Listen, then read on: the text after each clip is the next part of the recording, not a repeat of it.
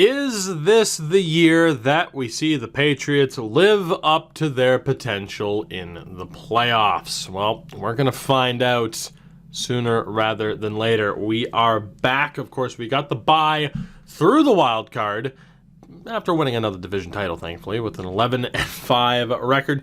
Not as strong of a season as it could have been, but I suppose you cannot complain.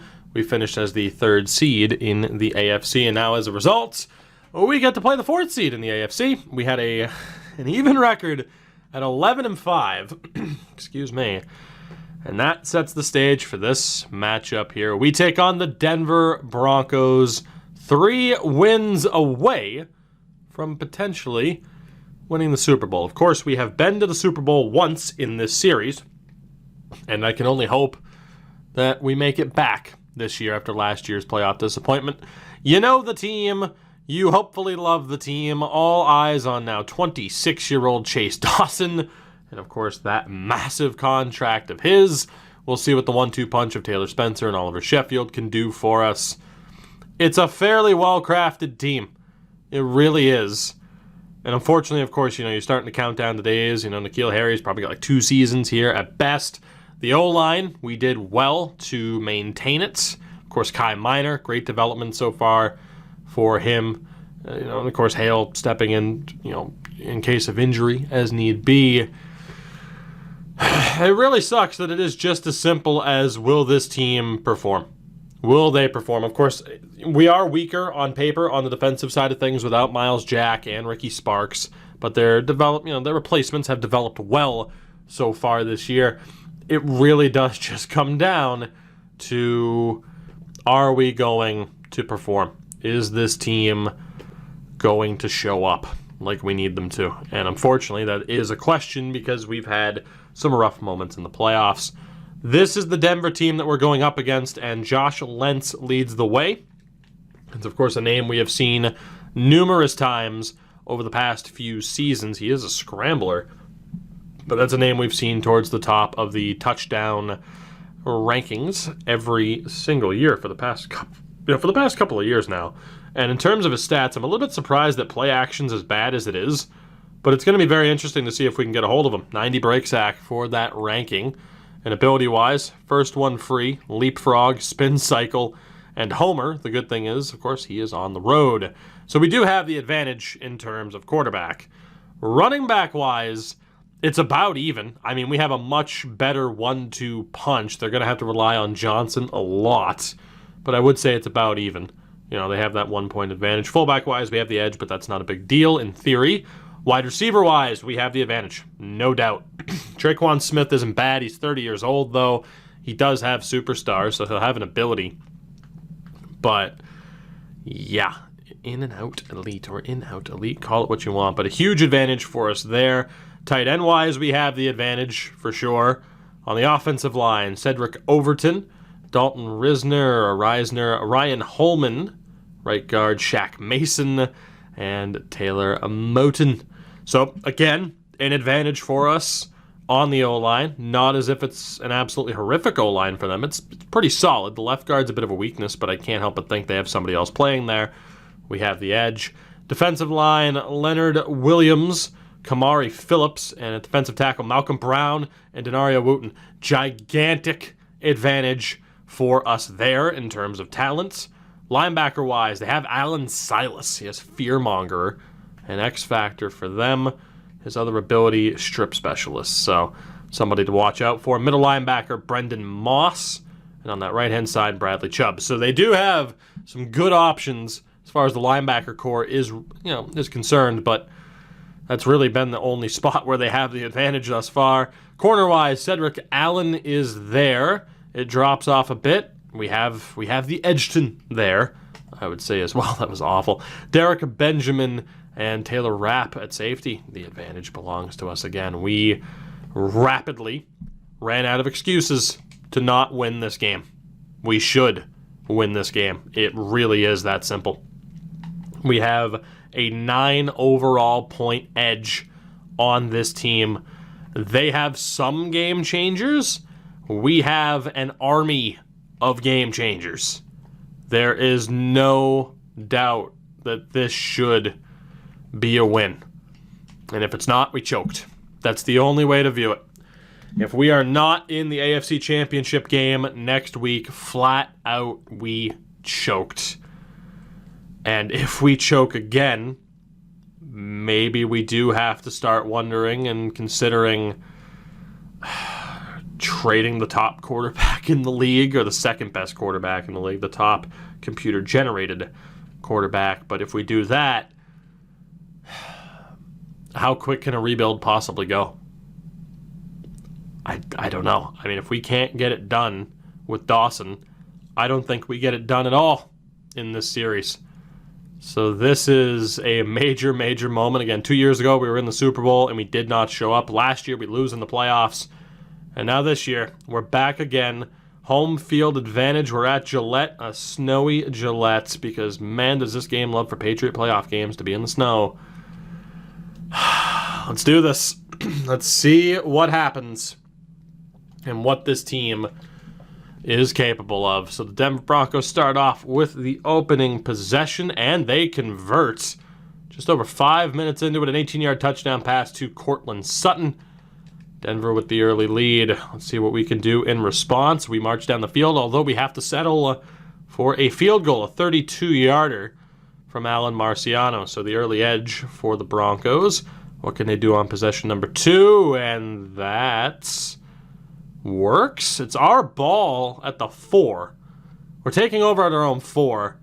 I guess there was a punt on the play. Whatever. I highly doubt we're going to be able to make this work. Oh my God. Well, we made an effort. Managed to get it just shy of midfield. Denver has the ball here early in the second quarter after a 62-yard punt from J.K. Scott. Denver, quick 3 and out. So 10 minutes left in the second. Can we get anything going here offensively? We respond with a 3 and out of our own. So this offense not exactly impressing. We have started with poor field position the past couple of drives. The Broncos, another 3 and out. We start from the 23. This offense needs to wake up. Can they do that? Yes, they can. Thank God. 3 minutes left in the half. Oliver Sheffield caps off that drive with a 3-yard touchdown, a 10-7 lead, 10 unanswered points. And now we see what Denver can do as they're marching down the field. 29 seconds left, ball at the 29. Let's see what happens here and if the Broncos can cap this off. They're in field goal range. But we'll see if our defense can hold on. Lentz, of course, has wheels, throws over the middle. He's going to get the first down on 2nd and inches. They call a timeout. We have to hold them to the field goal. We have to. I mean, obviously, I'd like to not surrender points here at all, but just don't give up the touchdown. We get the ball to start the second half. This defense really needs to hold up here. We'll see if they can. Big drop back from Lentz. He's going to try to take off. Lentz around the right-hand side. He's going to get the first. He might be a little bit short. And they're going to call another timeout. It is indeed 2nd and inches. That's Denver's last timeout. So Lentz takes off. 14 seconds left. One play, one shot here from Denver, and they're going to have to spike the ball. Lentz, hands off, left-hand side. He's going to get up to the 9, the 8. Clock's ticking. They run out of time. God love the EA logic. The Broncos fail to put points on the board. They had a chance to tie the game right before the half. They failed to take advantage. And we have the 10-7 lead, so thank God for poor AI. So right now, we're half an hour away from facing Jacksonville or Cincinnati, a rematch against the Bengals in the AFC Championship game. So we'll see what happens here, but thank God for god-awful AI logic. We'll see what we can do. I can't back out of this, so I hope you enjoy watching a quick highlight reel. That's great, EA. Thanks. Nope, that's fine. Nope, that's fine. I wanted to watch this. Thank you. Thank you for making this unskippable. It's great. Big fan. Great game. There we go. All right, let's see what we can do here. First possession of the second half. Can we take advantage and add to this lead? The answer is yes. Huge drive. Takes up nearly half the quarter. Capped off by a Taylor Spencer 2-yard rushing touchdown. It's 17-10 in a game where it really shouldn't be. So right now we're looking good. Can Denver respond? They can't. Greg Joseph misses a 21-yard field goal. We take over from our own 11 with 2 minutes left in the third as Denver is botching this right now. Can we take advantage on this drive? We end up with a field goal. It's 20-7. 53-yarder from Marciano. Huge improvement at kicker this season. So 11:20 left. We're up by 13 because of Denver's inability to capitalize in the red zone. Let's see if we can hold up here. The defense breaks, but, well, they bent. They didn't break. We do give up a field goal. It's a 10-point lead with just under 8.5 minutes to go. Joseph hits the 44-yarder. Go figure. Can we wind down the clock? How much time can we waste? The answer is very, very little. So a huge chance here for the Broncos to put the pressure on with 6.5 minutes to go as they are shut down very, very quickly. 2 big penalties. We take over from the 31. They went for it on 4th and 20 from their own 20. Okay. Okay. Can we take advantage of this? We can with the field goal. Under 4 minutes left. It's a 13-point lead yet again. A 39-yarder from Marciano.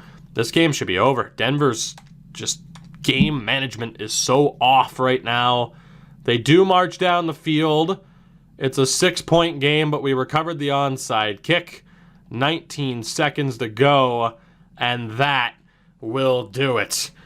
Denver chokes it away. We were not overly impressive, but we do walk away with the 23-17 win. Dawson gets another playoff win under his belt, and we are moving on again to take on either Jacksonville or Cincinnati in the AFC Championship game. So that is huge.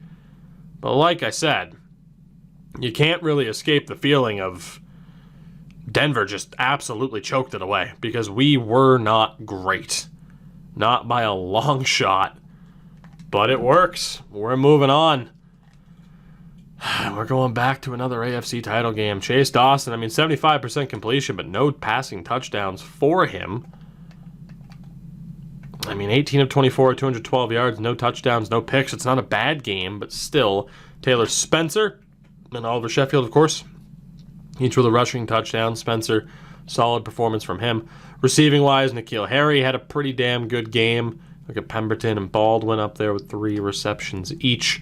Blocking-wise, the O-line struggled a little bit. Not really surprised with their linebackers, but would have preferred a slightly better effort there. Jack Jacobs led the way in terms of tackles.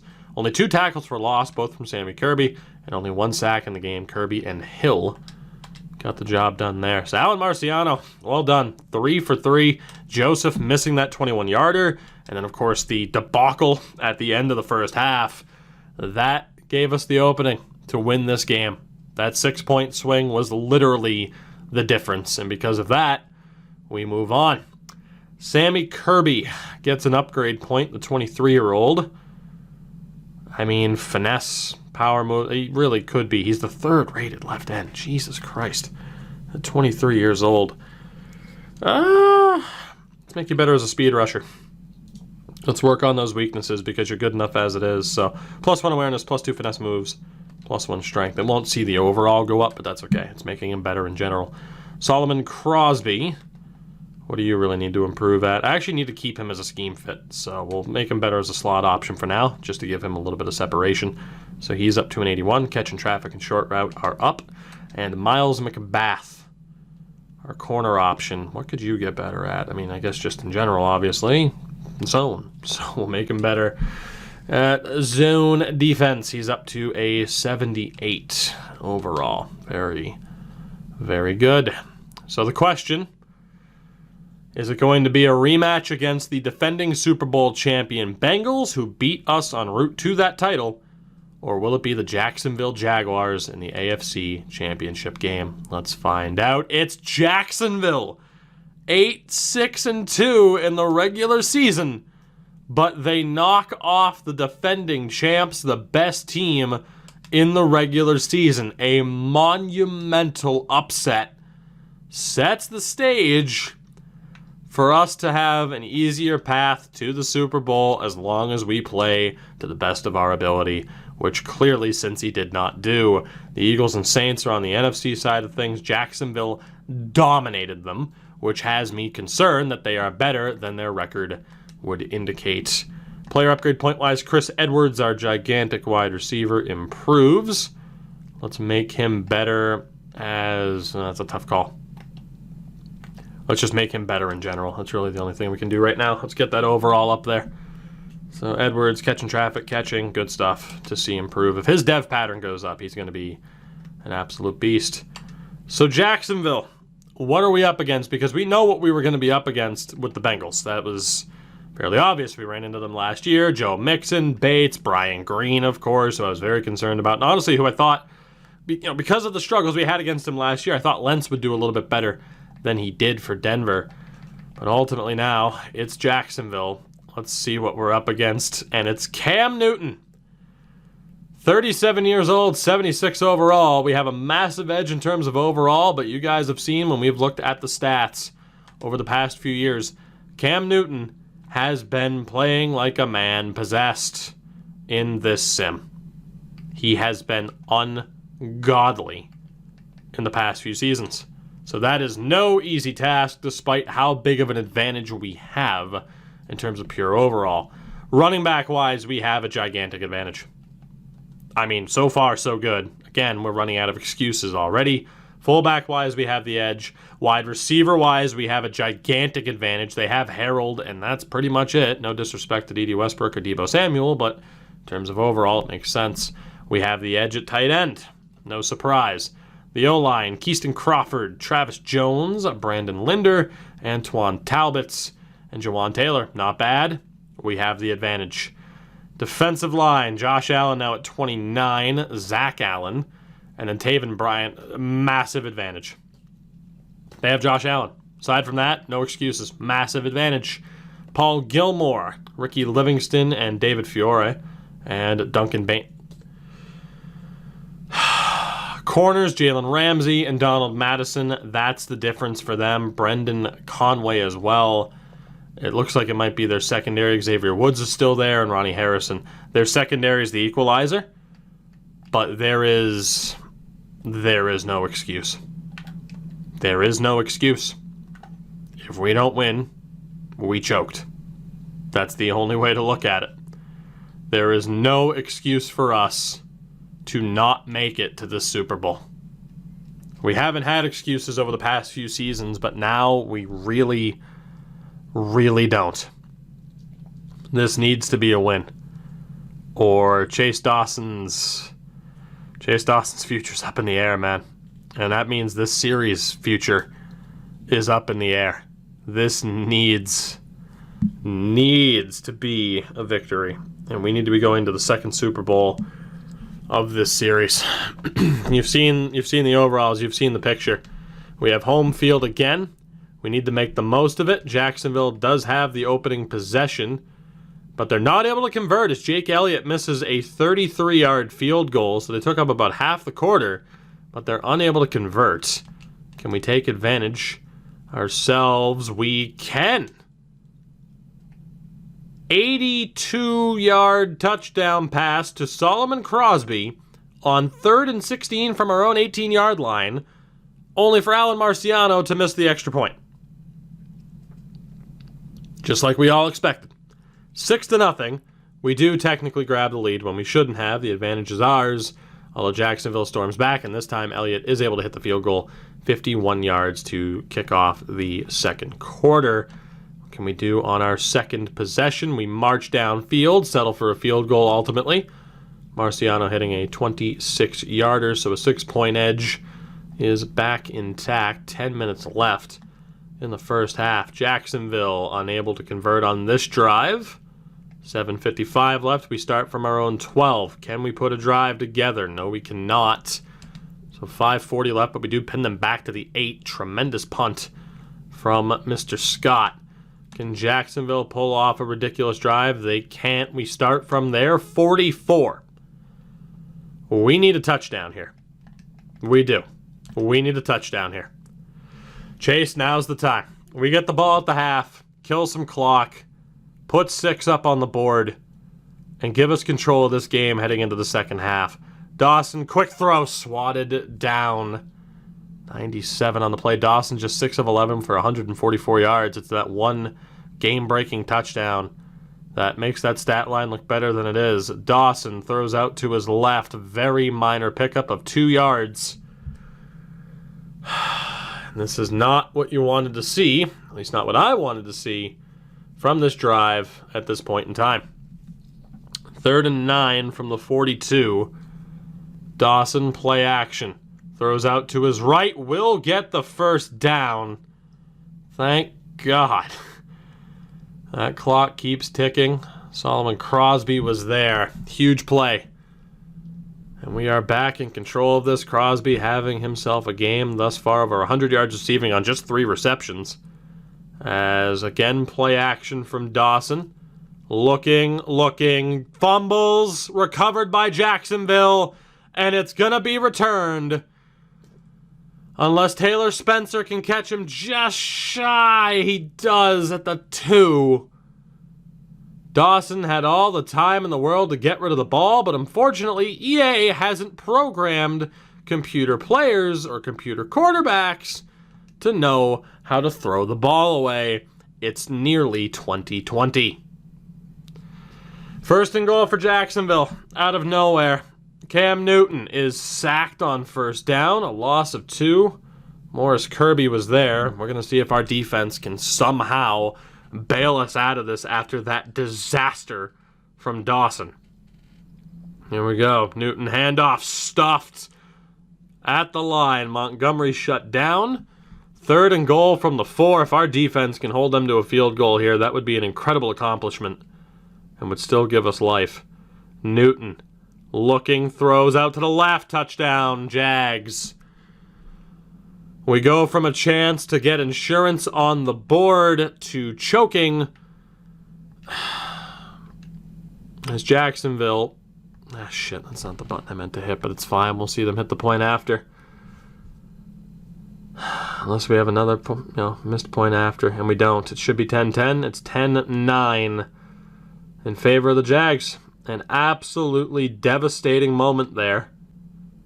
That is the only way to put it. We're going to see if this offense can get something before the half. Because if not, I don't know what the hell to think at this point. Decent returns so far, up to the 31 off the cut-in. Very good from Crosby. Let's see what the offense can do. Dawson, you have to be better. You have to be better, even though you're not programmed to be better.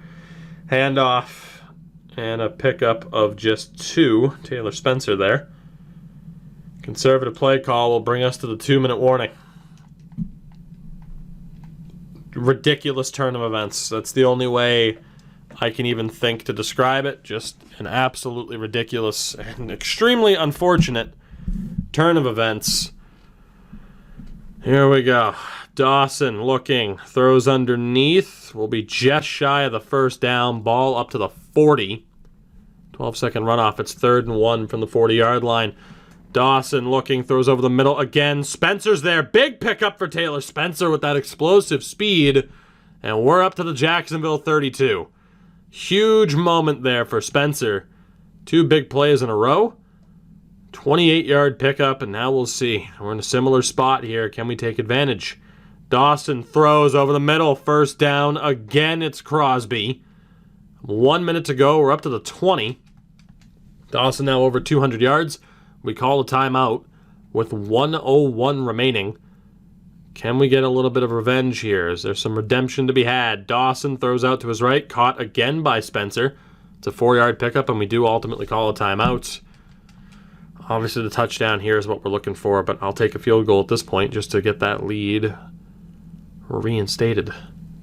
Let's see here. 2nd and 6 from the 16. Dawson, empty backfield. Throws, intercepted. Jalen Ramsey. Chase Dawson is in danger of being pulled from this game. Jacksonville, unable to put up points. We get possession to start the second half. 2 chances to put points on the board in the final 5 minutes, and we failed both times. And both times it was a fumble and an interception from Dawson. Can we take advantage of this opening drive and get points on the board? No, we cannot. We're paying Chase Dawson $40 million a season.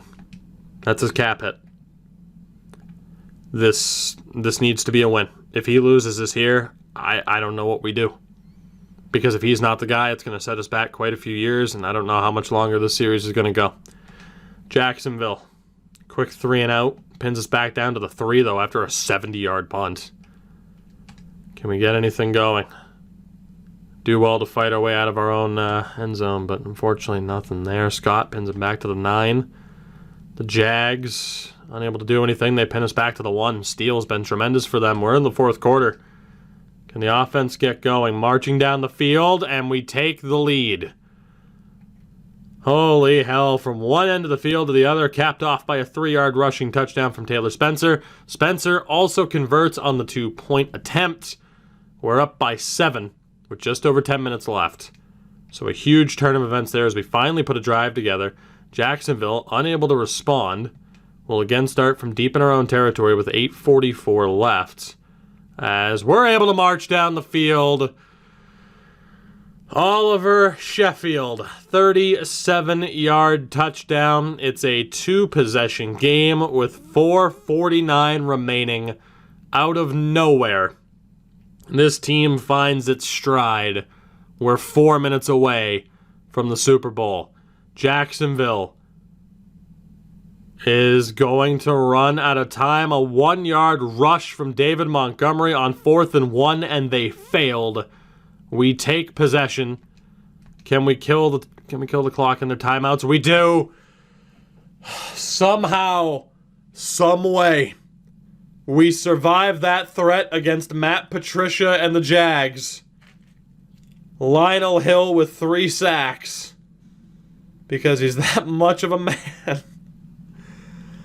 All hope looked like it was lost, but a 15-point 4th quarter, outscoring them by 15 in the second half in general, proves to be the difference as the defense shuts down the veteran legend in Cam Newton, and we are going to the Super Bowl in perhaps the most unconvincing of ways. From an offensive standpoint, as we struggled to get past Denver, we struggled to get past Jacksonville, but ultimately we did. And we are going to the Super Bowl for the second time in 3 seasons. It was not an overly pretty performance from Chase Dawson, but he got the job done. Taylor Spencer and Sheffield both showing up in the playoffs. Solomon Crosby, of course, with that lone touchdown. The O-line, 2 sacks allowed, still a little bit concerning. Defensively, Clinton Tuck might be injured. 3 tackles for a loss. What a game for Lionel Hill. If we're without Clinton Tuck in the Super Bowl, we're in a bit of trouble. That's the main question here, beyond who we're even playing. If we lost Clinton Tuck, it's looking like we might have to switch our defense to a 3-4 for this Super Bowl. Lionel Hill improves. Make him better as a run stopper.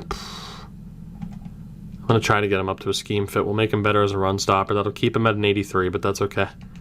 Again, an 83 is still relatively solid. And then Kyle Hale, that O-line depth, he is up to a 79. So, good trade value for him, or a solid player to keep around if we choose to handle it that way. We'll auto-upgrade those practice squad guys. The good thing is, Clinton Tuck's good to go. So the question, who's it going to be? Eagles or Saints in the Super Bowl? Let's find out. And it's the Philadelphia Eagles. Patriots, Eagles, for the 3rd time in the Super Bowl. Who will win the rubber match? That is the question. Again, I don't think we've been all that convincing on our road to get here. I don't know, and yes, I know Terrell Godfrey's a fucking madman. I don't know If it's down to the schemes, although we did go 11-5 on the season to make that happen, I don't know what it's going to take. I genuinely don't. To get us to where we want to be. I don't have a clue. But we're one game away from getting there regardless. We beat Philadelphia. We win the Super Bowl. And all these doubts and all these frustrating moments, they go away. Lose, and we have more questions than ever. The 8-7-1 Eagles make it all the way to the Super Bowl. Jack Jacobs just got 4 fucking skill points because I guarantee he just won a ton of awards. Defensive Rookie of the Year for Jack Jacobs. What a goddamn season for the kid. And he's looking much more like the Miles Jack replacement that we needed him to be than I think we all thought he would be. So, what a season for him. That is the only way to put it. He's up to a legitimate 82. He'll probably be a legitimate 83 by the end of this, and indeed he is. So Jack Jacobs is here. For as much as that pick didn't look like it was going to be successful, pretty damn successful. He's now the 12th rated middle linebacker in the league. Unbelievable. Morris Kirby gets a skill point as well. And that's for him going up to Superstar Dev, which is crazy. Very good for us, though. Very good news. As his ceiling just got a little bit higher. And then Richard Sanborn at safety will just make him better at zone to get that overall up there in case he has to be used. Of course, depth option. Likely just a special teams move. In terms of the awards, Cam Newton, the reigning MVP. We knocked him out. Coach of the Year, Zach Taylor. I mean, hey, Cam Newton did the work for us. In terms of the AFC, Offensive Player of the Year was Cam Newton. Defensive Player of the Year was Brent Herron. We had nobody up there. Offensive Rookie of the Year, Brennan Buchanan. But Defensive Rookie of the Year, Jack Jacobs. Absolutely huge. Top quarterback was Lamar Jackson. Apparently, we just get no respect at all in the top 7. Top running back, Taylor Spencer was there at 7. N'Keal Harry, 7th for wideout. Top O-line, Landry, Roman, and Young all up there. Top D-line, Lionel Hill was in the top 7. Linebacker-wise, no respect. Defensive back-wise, no respect. Top kicker, Marciano, was 5th. And a quick scroll through the NFC side of things because of how less relevant it is to what we're doing here, although apparently avoiding the Saints is proving to be a pretty damn good strategy. Next episode. It's all or nothing. Patriots and Eagles in the Super Bowl one more time.